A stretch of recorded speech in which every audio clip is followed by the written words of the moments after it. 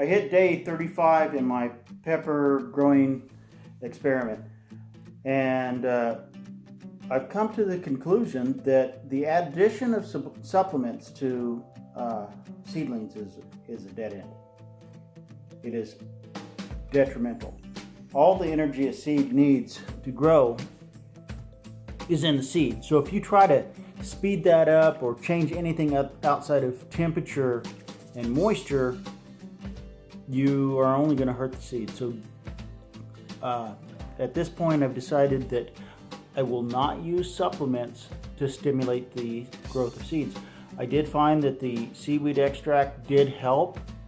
It helped a little bit, but if you were to get the concentrations off, go a little strong, I think it would be harmful to the seedlings.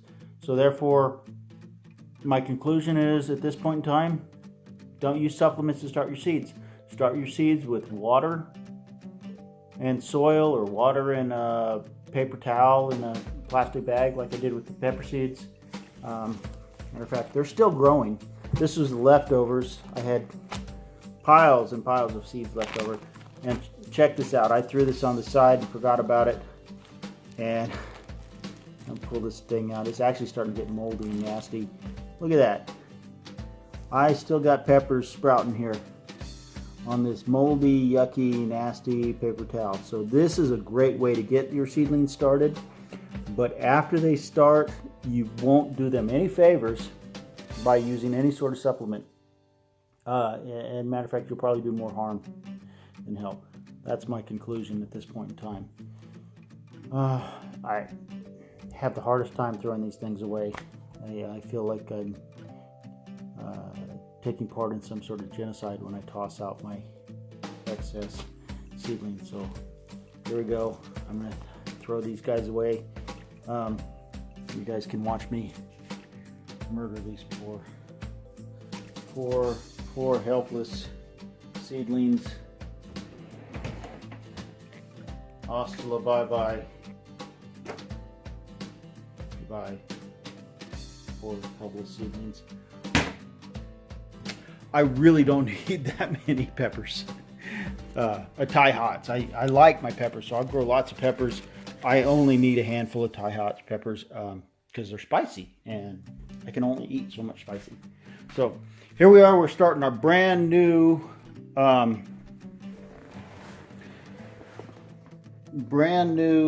experiment.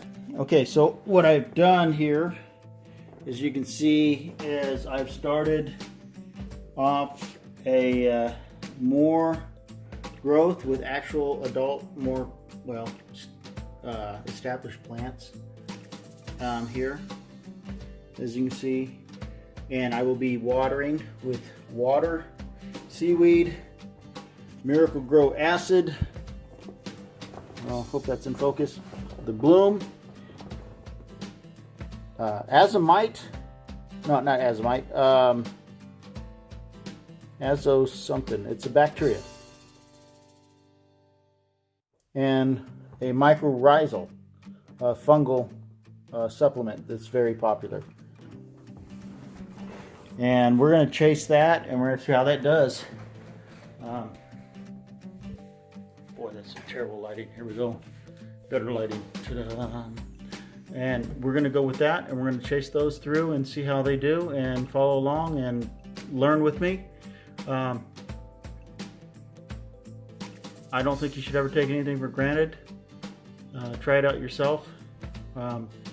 Test my findings and let me know if I'm full of crap. Okay? So the first thing I found out is that the use of supplements really has no advantage. As a matter of fact, can be more detrimental than helpful. So it's time to move on to growing the plants.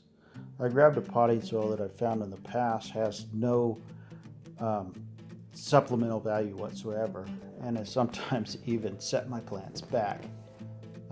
So I'm going to use this so everything starts off on the same page.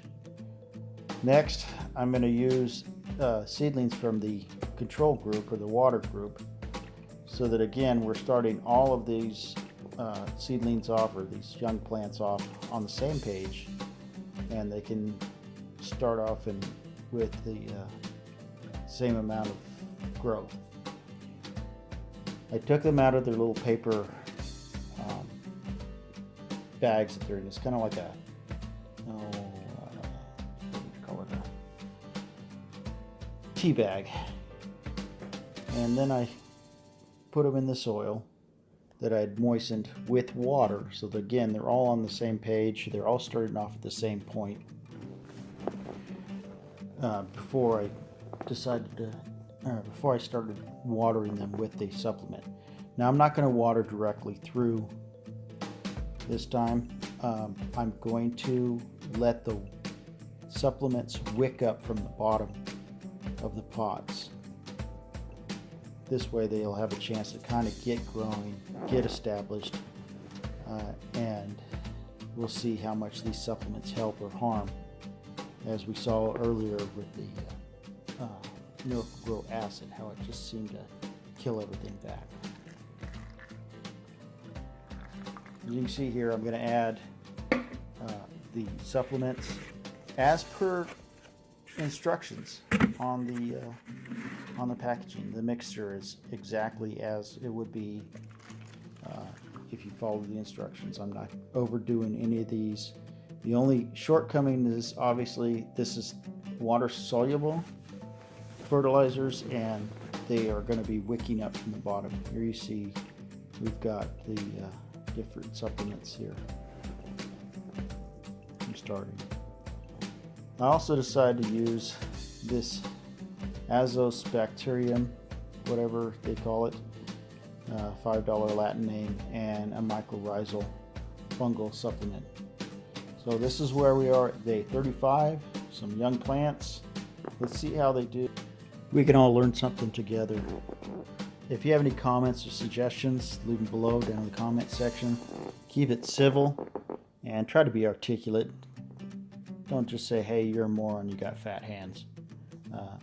Try to share something with us all. Thanks, and I'll see you next week with this project. Bye.